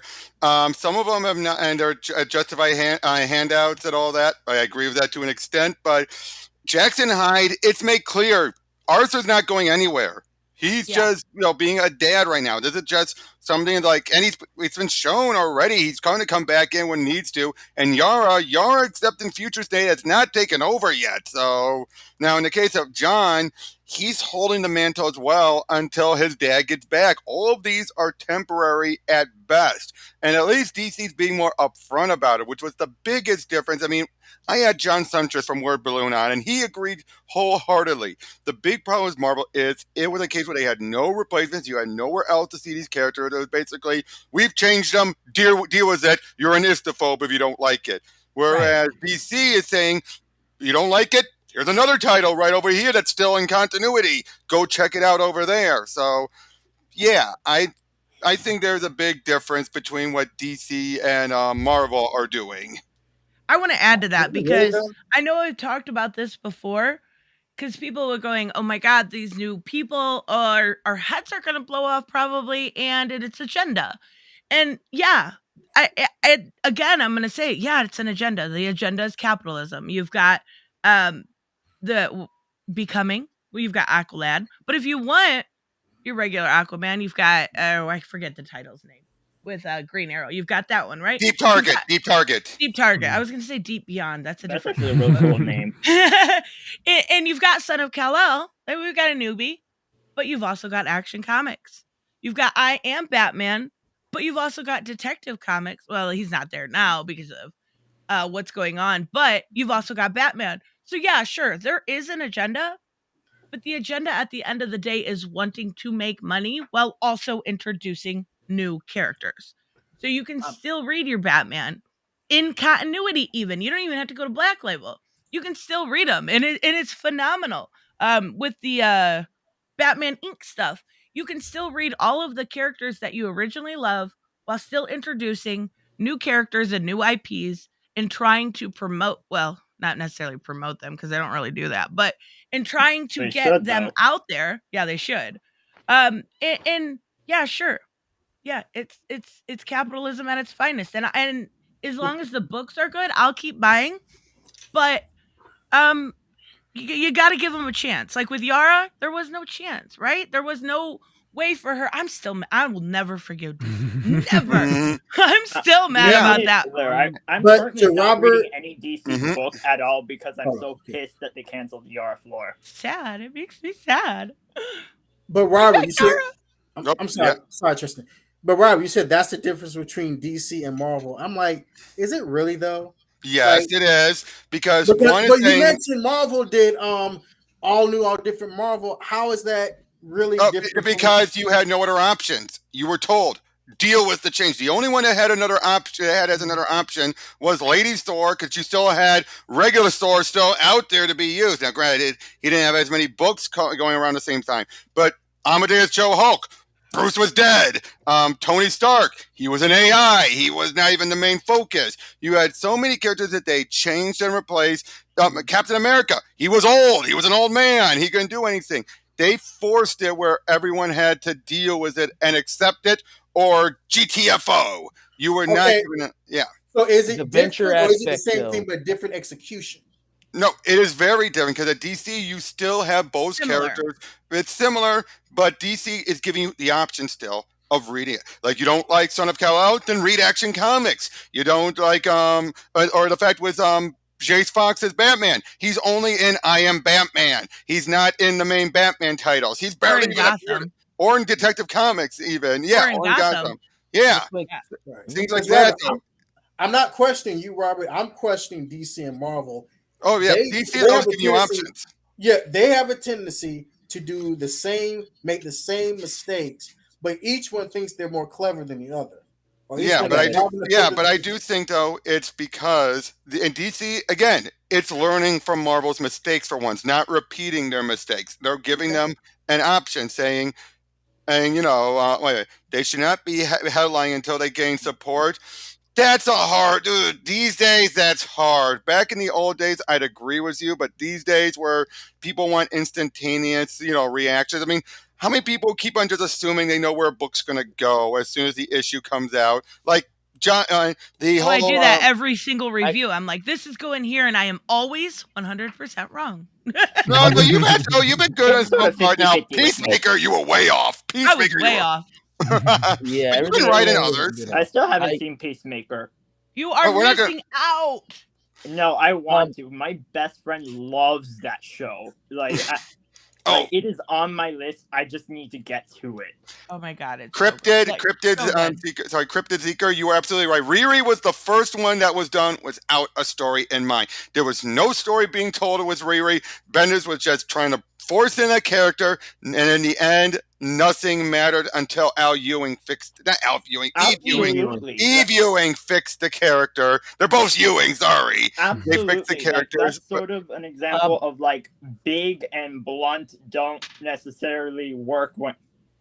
I mean, at least with Because, Amadeus that was Cho. a huge change. Like they killed off Tony Stark and just introduced this new character out of nowhere. So of Exactly. course people weren't gonna respond to that well.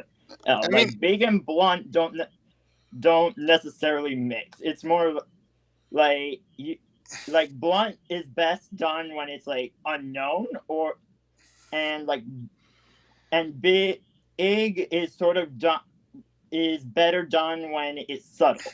Yeah, and in case of Amadeus Cho Hulk, though, that was the case where Greg Pak wanted to keep Bruce around. It was Bendis and Marvel decided, let's kill him off. Pak did not want to kill Ben and Banner off. He wanted to keep him on as a mentor to Amadeus because Bruce had been cured finally. But nope, they decided kill him off and you're stuck with it, which really did no service for it. But at least Pak, he had already established Amadeus. He's the one who created the character long ago. So, and a lot of it made kind of sense with the characters, was what Pak had been doing for a while with Hulk. So eventually, that's one of the rare exceptions where it was different than Lady Thor, different than Riri, and unfortunate circumstances made it worse for the creators involved. I remember a question about the mantle swap and support that led us into this. And as somebody who kind of did some number crunching, and I think I sent something, I'm going to invoke Perch again. I did send him an email about what looks like exponential growth in manga sales in the comic book shops. Like Viz went from like nothing back in 2000 to like 3% in 2016, like 4% in 2017, 8% in 2018, like 7.5% in 2019, and like 13% of the units sold in 2021. So that makes me think that if Marvel and DC have someone who's got business sense, they're going to realize that same pattern happened with the book channel sales. Manga wasn't always like completely dominating the shelves. They have the same shelves for graphic novels in Barnes & Noble that they had when I first went over there in like 20 years ago when I was 15. They have the same shelves for comics and stuff. But the difference is at first there was just like one shelf for manga. Then it was like 1.5 shelves. Then it was 2 shelves. And if you've been to a Barnes & Noble and you see the manga section, you know that it's almost, you see like the manga section to the US comic section. It's frightening. And the same pattern is repeating in the graphic novel sales in comic shops. I'm not messing with you. I'm not crazy. No, the issue is Barnes and Noble we aged. And the comic section, by the way, and this is like one shelf shared for both Marvel and DC. And almost all the DC stuff is Batman. There were like 3 different shelves around that one shelf for Marvel and DC, and they were all filled with manga. Demon Slayer, Jujutsu Kaisen, Attack on Titan, all the big ones that are coming out. Chainsaw Man, that one is selling really big. I literally like had to be like one of the first ones to get Chainsaw Man #1, and then a bunch of people literally tackled each other for the last issue after I took like the second to last. Yeah. Let me get this super chat real quick, and then I want to add something. Bianca, I'm glad we got people who oh no, I'm sorry. I'm glad we got people who watch anime and manga. I really do. But I'd be grateful if someone asked if it was okay to spoil the ending. Didn't finish the manga and not caught up on the anime. Thank you. Sorry, Bianca. Was that me? That was totally you. But that's okay. I'm sorry, Bianca. What I want to add here is Oh, the 80%. Oh, that was me up. what I want to add here is you're comparing apples to sandpaper. You know what I mean? Like it's a totally different audience. Yes, you can learn from what they're doing, but there's not a lot of 12-year-olds writing comic books. There's not a lot, and that's unfortunate, but we aged with our comic books. It is They're doing not. Demon Slayer, all of these things are doing wonderfully. And a lot of it is because kids fucking love it. Kids absolutely love it, and their parents have money and they're buying it. So when we're And talking their about parents don't really care what they're reading, because I know right, kids are reading Chainsaw Man, and I can tell you that book is not written for children. It is filled with nudity and gore. doesn't the dude have a chainsaw for a head? Like that's just not something The that's dude gets for possessed me. by a Berserk. chainsaw demon. That's what it is. Berserk. It's so weird. But like, and not only that, the one thing that manga and anime do so well is they've got the synergy, right? With their shows. So they've basically got like 22-minute commercials for their manga that kids want the what goes with it. And it's so similar compared to comics. Every single time, kids want to get the manga after they read the anime or vice versa. It is dominated. Anything that's dominated by kids is going to do very well. Comparing it to American comics, it's so tiring. It's so tiring because yes, you can learn from it, but you're not comparing necessarily even the same format of selling, right? You've got compendium, omnibuses, graphic novels, floppies. I've covered all of those. Like I'm not going. I'm trying to be as clear or as lucid. With manga, they don't. Yeah, they don't divide manga. They divide their manga by demographic, like boys, right, girls, child. Like manga is literally just like the format. So they have seinen manga that's really meant for people that are like 20 plus. Then they've got shonen, which is meant for teenagers, like you said. And then you'll have things like Berserk, which is clearly meant for people that are like post high school. So with manga, they also orient their content with a much longer time horizon. They expect that, like especially for longer running manga, they expect that their audience is that they are going to keep a portion of their audience all the way into adulthood. That's why with something like One Piece, I just love how they incorporated a little kid after like 20 some years, but then his dad is also in the crew and he happens to be a middle-aged guy. So you have a middle-aged guy who's like 40 years old, and then you have a little 10-year-old kid. And then, this series started in 1997. So if someone was like 15 years old in 1997, they're going to be about 40. They're going to be 40 years old right now. But look, you've got a kid now. You're 40 years old. You're married. You have a kid. Let me go get my kid some One Piece. And look, I'm a Japanese person. There's a Japanese samurai who's about the same age I am. That's how you have the synergy. I'm like, they can bring in 40-year-old men and 10-year-old boys and have 15-year-old kids picking up brand new. So they can get adult readers, and that's what's happening to a degree in the comic shops. Like the readership in the comic shops is getting older, and some of those younger adult readers have already seen the effects of manga.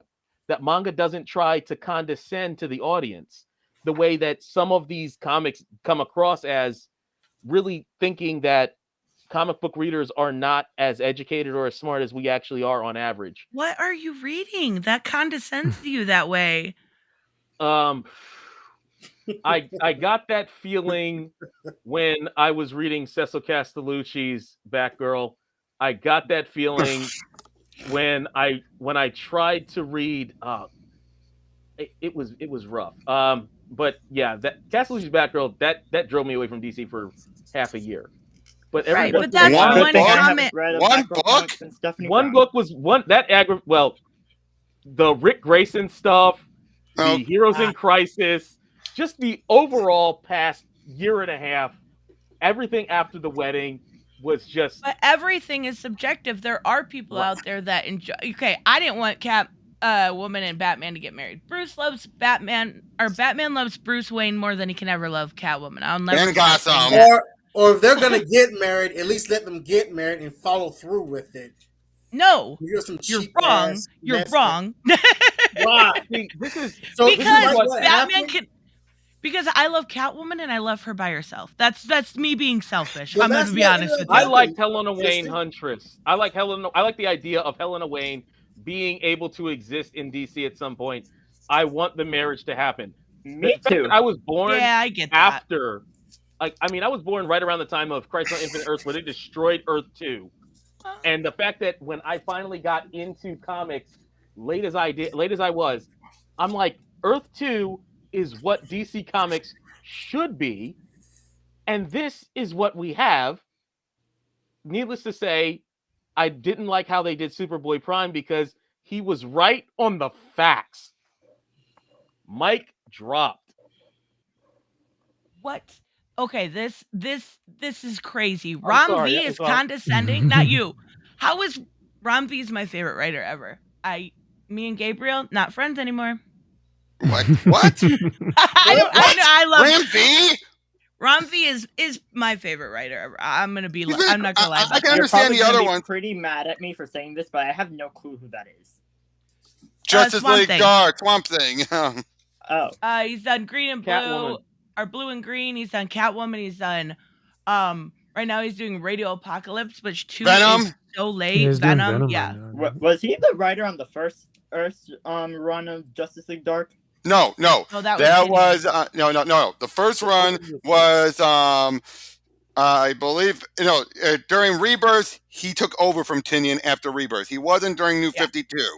Oh yeah, that explains it. I haven't read Justice League Dark since it ended in the New 52. Ah, I And came I back think- a little bit during the witching hour, but I left shortly after since it was the rest of it was boring to me.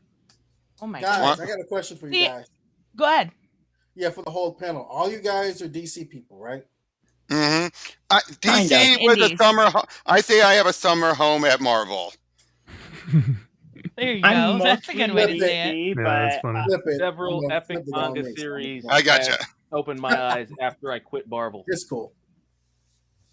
Yeah, like I said, I like to say I have a summer home at Marvel where I might get some of the books. For the most part, I don't go. I would phrase it this way: it's a summer home that I use every other year.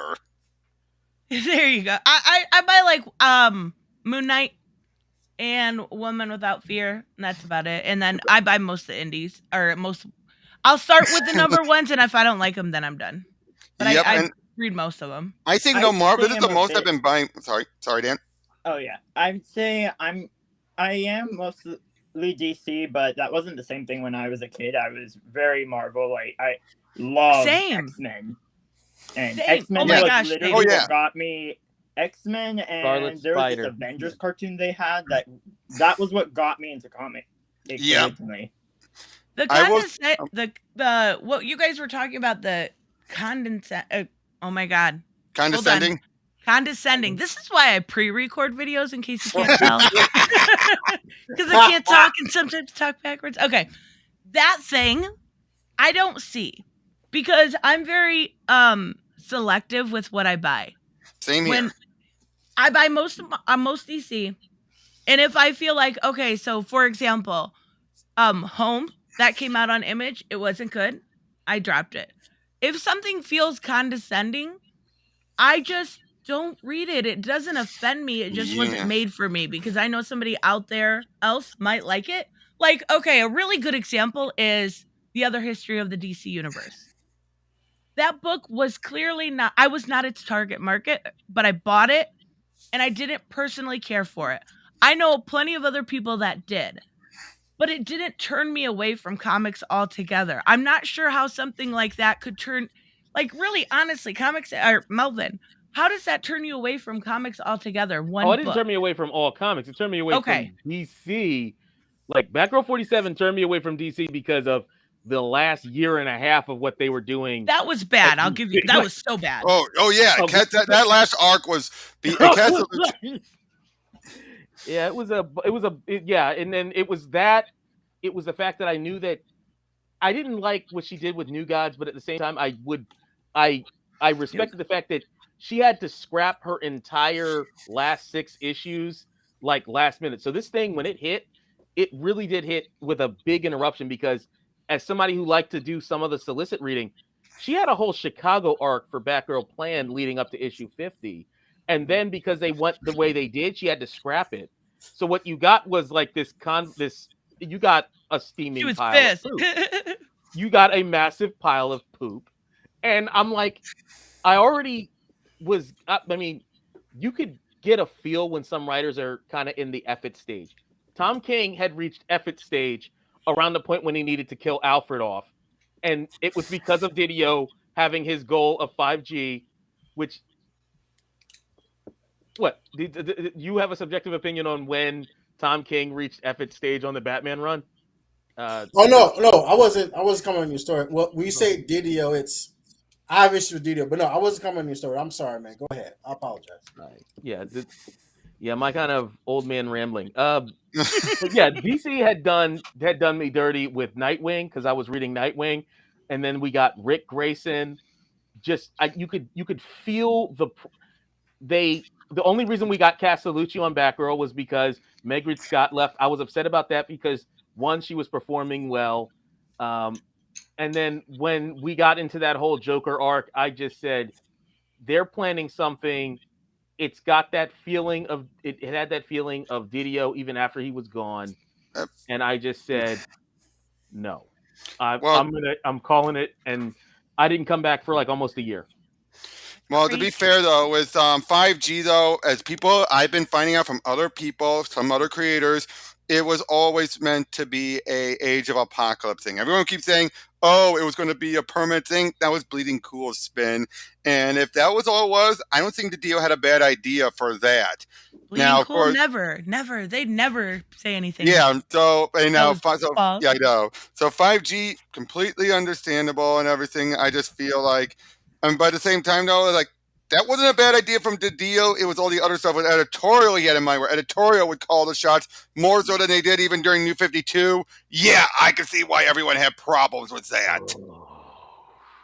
Here's my thing with Didio, because you guys have been talking about Didio. I think you guys may have been praising him or something, but with Comics and Finance, me praising Didio.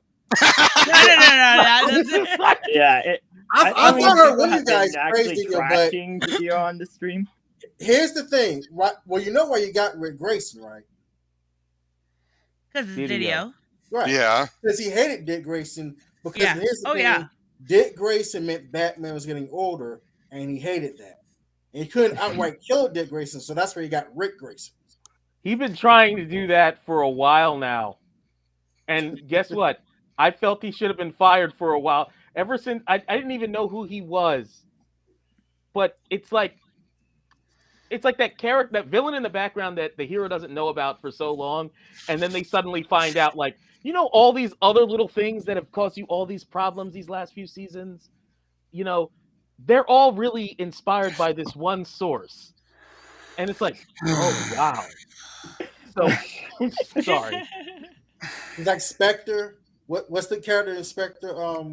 Blofeld? Is that what Blofeld, yes. May I say one thing about with Didio? I agree. He had a lot of problems, especially right near the end. He came up with some stupid stuff. But, just like Ben here. I didn't always agree with him, but I felt he did some good ideas. And I mean, come on, and there's our creators who like him. And look at the stuff with him and George Perez recently. Boy, that looks like a guy who wanted to destroy comics or did not like comics. The guy, was he good at his job? I think he was more successful than people think. But the stinkers, unfortunately, were big stinkers. Right. But you also got to look at how he made sure a lot of these characters, except for the ones where he had some big idea for, he a lot of times put characterization first at a point when, and didn't go the route Marvel was going of, let's screw the characters over for our agenda. He didn't do that at that point. He kept things going much longer than it took. Then once he was gone, that's when it seemed like the floodgates opened for being a bit more political, agenda-driven. And yeah, William Tucker's here. What? You think it's more political now that he's gone? I think it started getting more political before he left. Right before he left. Maybe I'm just like Oh, I'm just saying have compared to what it blinders was on. before he left. I was gonna say maybe I have blinders on, but I don't see there may be themes of current society and stuff, but I don't see that. Like, that's how comics have always kind of been. They've always been a mirror of what's going on. But I don't really see a whole lot of politics in it right now. Oh, but sorry. No, you go ahead. I was just gonna say, but well, no, and I agree with you for the most part on that, Tristan. I'm just talking about though, would he have let Ridley go as far as he did in a mainstream title, not just 5G future state stuff? No, I don't think the deal would have allowed it. That's what I'm saying. You mean like with the moral authority and stuff? Yes, that's what I'm talking about. Okay, that makes sense then. That is what I'm personally talking about. No, well, Tristan, last time I was on your channel, in fact, your points you were making really stuck with me. It's not about the politics or things going go broke. It's the writing. Things are written better. A story can be political, but it's better writing. It's not overt. You see, there are some like phenomenal. Yeah, you need to be creative. Exactly. Yeah, like, and there are some really good political comic books, like Recount and some of, even if you look like at Department of Truth, like it's all about conspiracies and you can do it. Danny O'Neill, our boy, Danny O'Neill. Yes, he changed everything. Yes. Like, but could Danny O'Neill bring the sales though? That's the reason that they say like, oh, you don't want to put the politics in. The question isn't the politics; it's the sales. It's hard to put politics that are out of sync with the audience. Right now, we're seeing this quote go broke stuff, but the reality is that if you go outside of Marvel and DC, what kind of politics do you see that are at the top of the indie charts? And are they left or right of what you see at Marvel and DC? And I'm going to tell you, most of my indie stuff is way to the left. I even made a video like, you realize that for all intents and purposes, the Spartans in 300 were basically communists. Right. They were nationalistic communists, like actual communists. You have Rick Grimes' group in The Walking Dead, another group of communists. Like, that's a common theme in comics, is that it's like when you go outside of the mainstream, it is way to the left. The quality has to be higher because it's more competitive.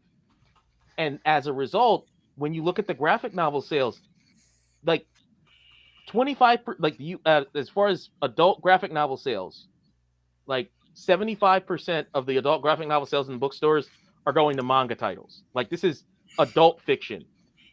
About 6.5% are going to superhero comics. That's your Marvel and DC. DC is losing to Marvel not because of the superhero content. DC, if you look at Marvel's stuff and you separate the Star Wars, DC is actually running the table on Marvel on superheroes. The problem is Marvel has Star Wars, and Star Wars is like a quarter of their sales, and it puts them over DC month after month. But even then, the fact is, like, as far as bookstores go, and that's really where people start. They start reading comics in bookstores, they buy them in bookstores, and then eventually they buy them in shops. Oh, I like it's like almost 3 times as many are reading books that are not in the superhero genre. And that's probably what's getting a lot of this change going on now. That Marvel and DC realize that the superhero genre is, for the next few years, it's basically as big as it's going to be for a while. Right. And they need to diversify. Marvel can do it better because they have Star Wars and they're acquiring properties. DC, because they shuttered Vertigo, and also it's not a coincidence that so many indie comics, like if they're selling 10,000, they're making as much as they would with DC. And if they're selling the graphic novels like they are now, they can sell 8,000 issues a month in the direct market. And as long as they're performing well in the book channel, they'll actually make more money than they would writing a low tier bat title at DC. Well, look at stuff like that was on top of the charts for last year. Something is Killing the Children. King Spawn. A lot of the indies are really fucking killing it. Like, a lot of them are And how are they stories getting that good writers for the other stuff at DC and Marvel if a good writer they can all say I can go on my own? yeah, and we're seeing Yeah. it. Look at like I would love The for Subsect I know Exodus. Right. yeah, and Tom Taylor just got an exclusive. Jorge Fornes just got an exclusive. They need to catch up people like Rom V, Tom Taylor, Tom King, these people and get them on Jed exclusives. McKay. Jed It's McKay, not just the yes. writers though. You need solid creative teams. In Yes, fact, I this goes oh into yeah, absolutely. and you need this goes into create. the question. Right. I'm sorry. This goes into the question you were asking earlier, Tristan. How do you prop up the other characters, not Batman? Give them good writers with solid creative teams. Go back to Danny O'Neill. He wrote for Batman for decades. Not only was he a head writer, he was the head editor and head up all the teams for Batman. He brought in Yes. Chuck Dixon, Neil Adams, Doug Munch, and other people, probably other writers there. And he headed up the whole team. You had the Nightfall trilogy. You had his stuff working with Neil Adams. He was the head of all of that. That's how Batman stayed so strong. He brought in Frank Miller and those guys. Yeah. He stayed strong for not only the 70s, but on up for the 80s and decades. That's a way you can bring these teams in. And also, you guys mentioned Marvel in the 80s. Jim Shooter was heading Marvel. And a lot of people hated Jim Shooter because he made people get up off their ass, and turn it in on time, and people hated him for that. And that's a bunch of BS. Jim Shooter needs now. Marvel is still the king right now, but they're falling off as far as quality. And Jim Shooter maintained good quality and continuity with comic books. In an Avengers book, if Thor wasn't there, you knew what Thor was doing in his own book because it mentioned Yeah. that. Books don't do it no more. There's no I continuity. love that though. Denny I love O'Neil that about also books. Go ahead. Denny O'Neil also got it to the point where basically he was driving to get so that writers and artists would get a living wage. And what amazed me was how he appealed to how back in the day somebody could work on a small comic in the 1940s and be able to feed a family of 4 and all this other stuff. Yeah. And then as a finance guy, I went back and I'm like, that's absolute BS. He was selling this. We need to go back to the way things were in the good old days. But then he was doing this really progressive perspective. But instead of saying, we're going to do this revolution, we're overturning the tables and we're going to do this whole new thing. He's like, no, this isn't a whole new thing. This is what your grandparents used to do. Let's go back to the way our grandparents used to do it with benefits and all these other things. When, of course, those didn't exist. But Right. they didn't know that. He knew it didn't exist, but he just pretended like what this radical thing he was trying to do in terms of improving the quality had already been there, but we just forgot about it in some ancient time before. And that's how they got the wages that they had, that they still have right now. Like if Denny O'Neil hadn't been around, they would make peanuts. That's No, an interesting piece of history I did not know. Yeah, I will say this though about the Jim Shooter thing. I still think back to what Purchase said about was the Dio, how the Dio, while I don't agree with Purchase that he'll be years down the line fondly remembered as Shooter for what he actually did that we weren't aware of. But let's be honest though, the Dio did make sure that the editorials were talking to each other. The stuff like what happened with bisexual Tim Drake happening at the same time they were going to push bisexual John Kent. I don't think that would have happened under his watch. And I think the fact that you had other creators more keeping things afloat with each other, I think happened under the Dio thing. You got to give him props for that. These days, they're just like, the left doesn't know what the right hand is telling them. Right. From what I heard of Didio, he was great at his job. He just hated things like Dick Grayson. He didn't want Batman Wally to West. Wally West. Yeah. Hal Rayner. Right. Yeah, although if you believe Ethan, it was his idea to get rid of Wally, not the Dio's. Oh God. Nope. And that's where we're wrapping up. Yep. I figured we had that one. Yeah, we don't even want to go down that aisle. Yeah. Long story short, right everyone now, just wants good show of, comics. That's like, what it is. I guess we should do like a show of hands. Do people think that the Batman content is doing damage to DC? Like, oh God, No. I'm hijacking. Yes and no. Yeah. Financially, it's not. Creatively and quality-wise, it is. As far as I you want would- more characters, more character stories, it is doing damage to them. So financially, no, it is making money. That's all they care about. But if you want more quality, more diversity, not just racial diversity, but more with your other Right. characters, want more Flash, want more Wonder Woman, then yes, it is hurting your brand. So What about you, Max? Yeah, I'd have to agree with Kenneth. I think financially, because what happens when Batman goes away?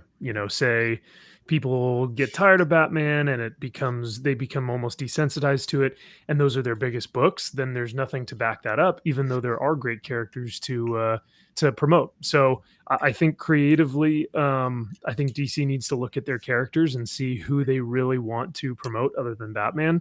But financially, I mean, they seem to be doing okay as long as they are selling Batman. Yeah, So I think absolutely. so. Yeah, it's kind of a yes and no. It sucks that it's that way.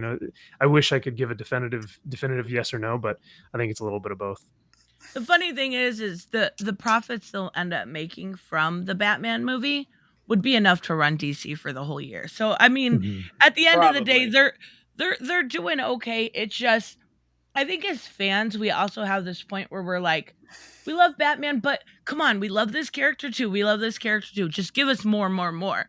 And I think that's not a bad thing. Like that only proves that if you are willing to take the chance on those characters, so are we. Right? You know what Mhm. I Yeah. mean? It, So we're going to wrap up. I want to thank Mhm. everyone so much for coming. Make sure you guys check out Max on his channel. It is in the description, and same with comics and finance. Dan, do you have a channel? yeah. I have a channel. It's Danotaz Media. It's literally the word I wrote next to my name right here. Awesome. Here. Email me So your channel link. I don't think I'm subscribed. I feel really bad now.